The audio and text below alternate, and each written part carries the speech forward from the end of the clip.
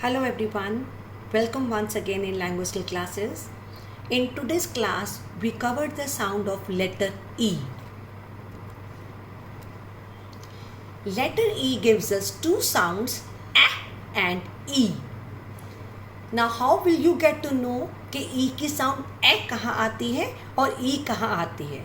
So, look. E says A when it is alone, between two consonants or with phonogram.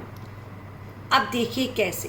In the first lane there are words bed, ben, wet, ed and et. These sounds you have already done in class UKG. In these words the E is between two consonants, and we can say the other rule is also applicable on this, that E इनमें अकेला है. Akela in the sense it is not followed by any vowel. So the words are b, et, bed, p and pen, w, et, wet. Bed जिस पर हम सोते हैं बैठते हैं, पेन जिससे हम लिखते हैं, wet का मतलब होता है गीला. Now come to the second lane. Here the word is empty.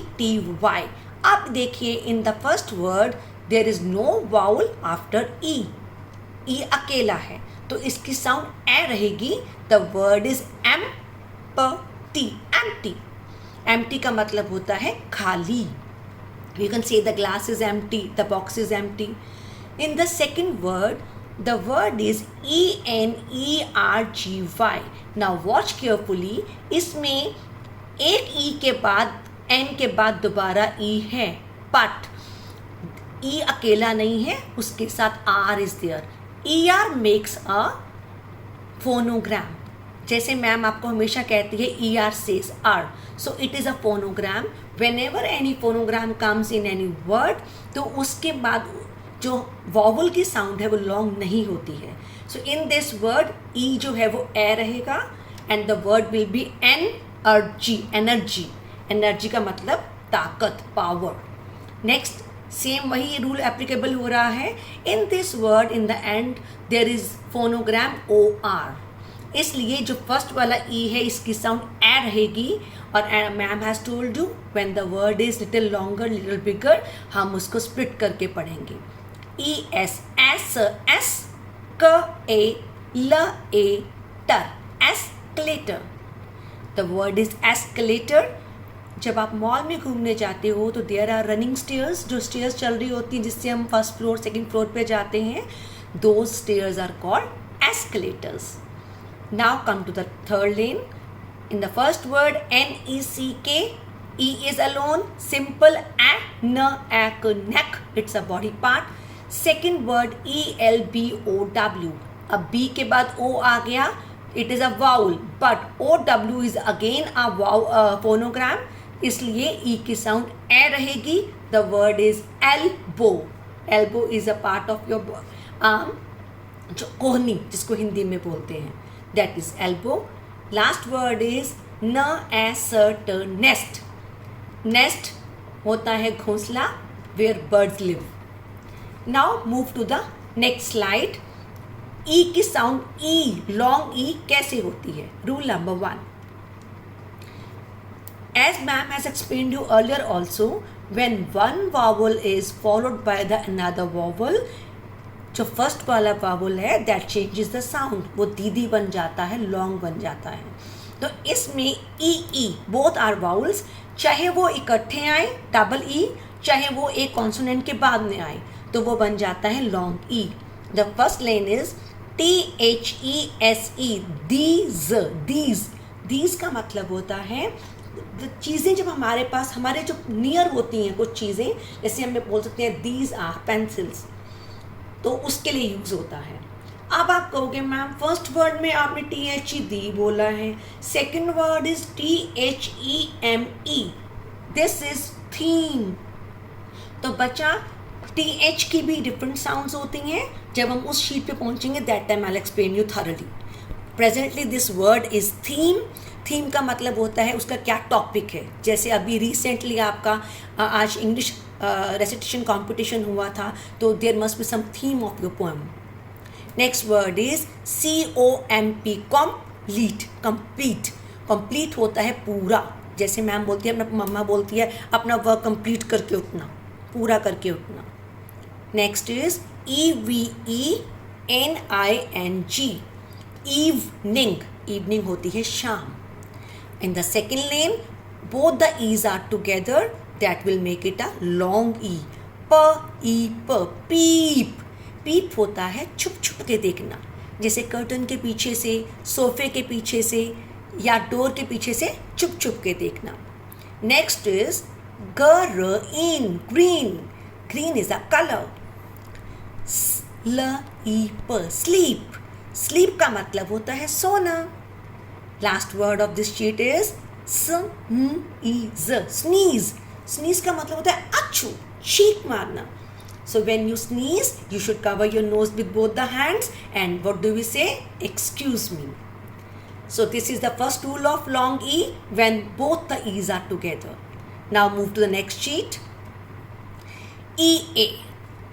Basically EA gives us 3 sounds. पर अभी हम लॉन्ग ई कर रहे हैं, तो पहले will go through the first lane. जब EA टुगेदर आएगा, ए अपनी पावर ई को देगी और it will be long E. The first word is leaf.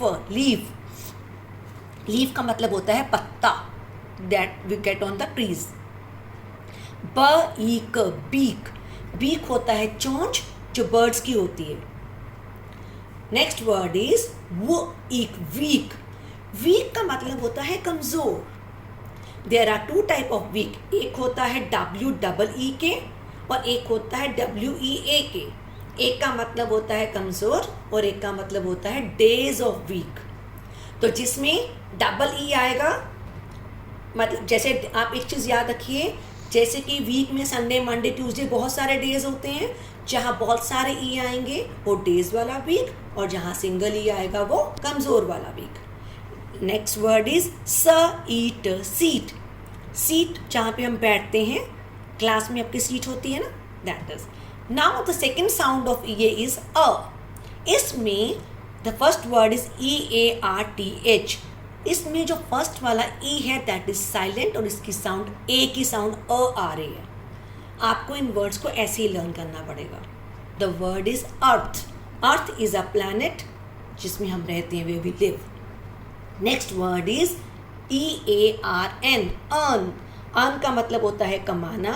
जैसे पापा मम्मा, दोज आर वर्किंग, जॉब करते हैं, बिजनेस करते हैं, they earn money for your comforts, ताकि वो आपको अच्छे से वॉटअप कर सके. Next word is learn. Learn का मतलब याद करना, जैसे आप चैप्टर लर्न करते हो. Next is early. ई इन सब वर्ड्स में साइलेंट है, and we are starting the word with A. Early का मतलब होता है जल्दी. We should get up early in the morning. हमें सुबह जल्दी उठना चाहिए. Now come to the third sound of EA. It is A. अभी इसमें पहले ई साइलेंट था और इसमें ए साइलेंट है, और ई की ए साउंड आ रही है. The first word is deaf. Deaf का मतलब होता है बहरा, जो सुन नहीं सकता. Next word is sweat. अब आप इसको EAT ईट नहीं बोलेंगे, यहाँ पे इसकी साउंड ए आ रही है, स्वेट. स्वेट का मतलब पसीना. Next is KNEAD.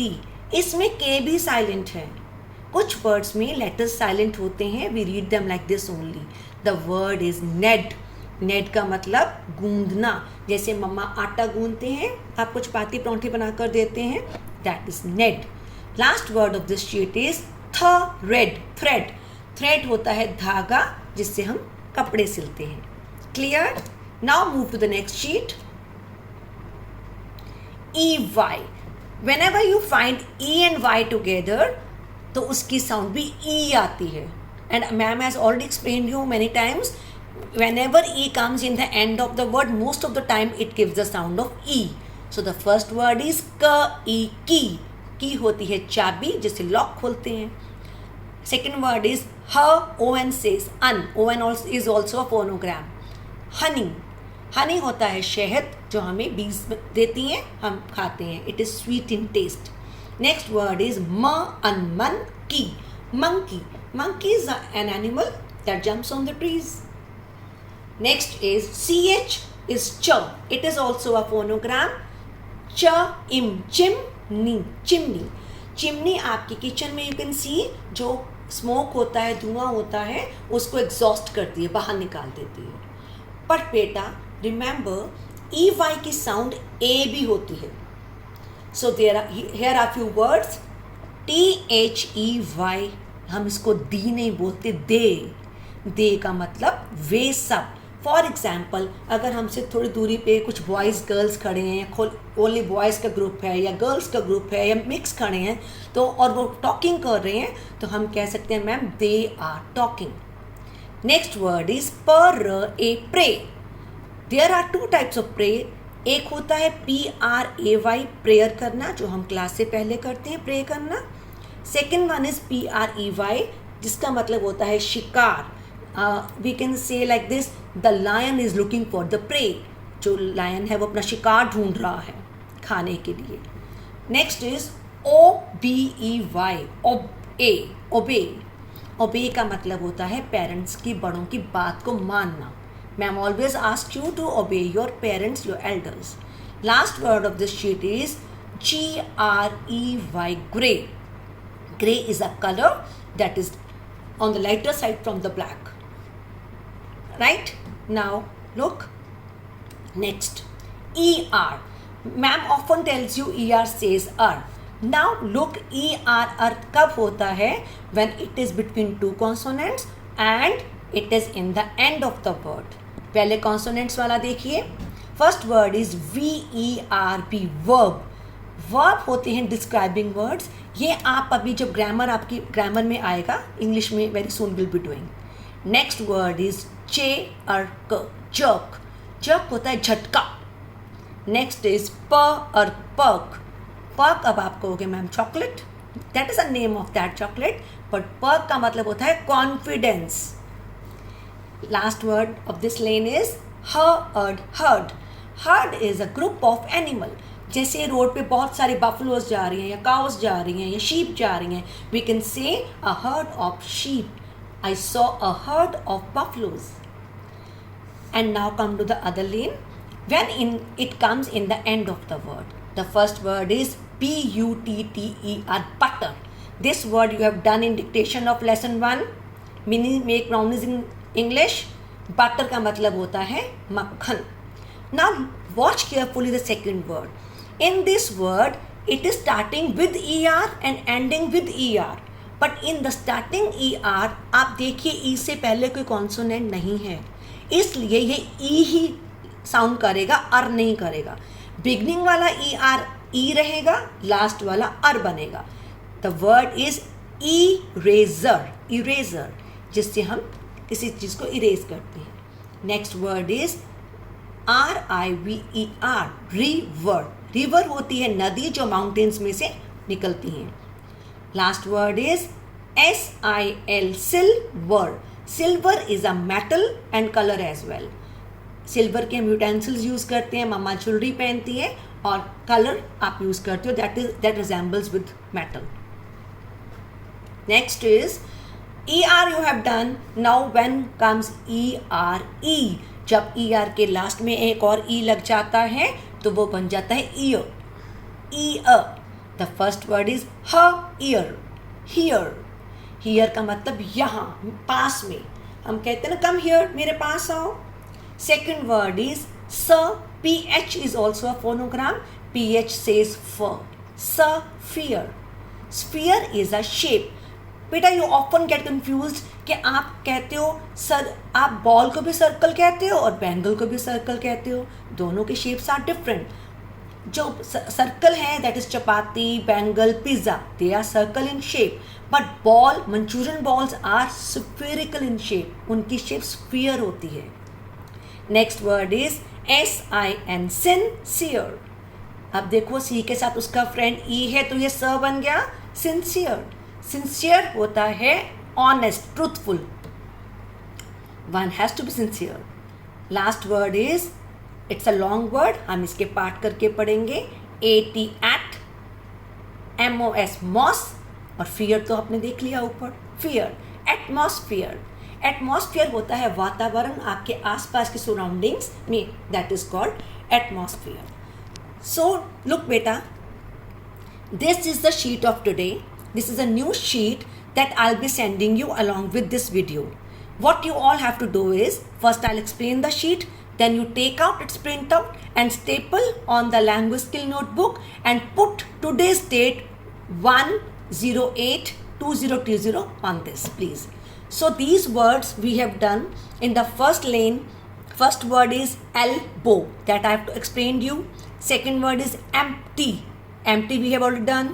Energy, this I have told you, power. Last word is escalator, stairs that run in the malls. और उसके बाद अब आ जाइए E to E पर. First word is ENGLISH, English. SH, sh, that is also a phonogram. English is a language that you speak and you write.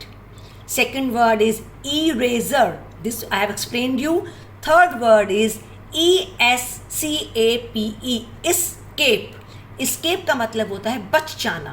For example, आप चल रहे हो and all of sudden you slipped, और एकदम से आप बच गए. बोलो mama I was about to slip but I escaped, पर मैं बच गया.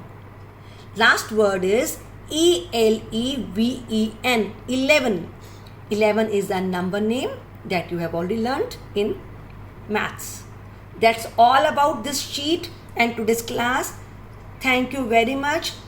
Please keep revising. And one message today I want to give you is, your language skill grading will be there most probably in the end of this month, August. So please keep revising the sheets. I know we are covering many words in each video, but in exam, in assessment, I will just ask only, I will do the grading of only sheets which we are covering. So till now I have given you first sheet of A to Z, second is A1 to A5, third one is C1 C2, and fourth one today we have done E1 E2. So no worries, just revise the sheets. Rest the pattern of the exam, everything I'll explain you very shortly. Thank you so much. Take care.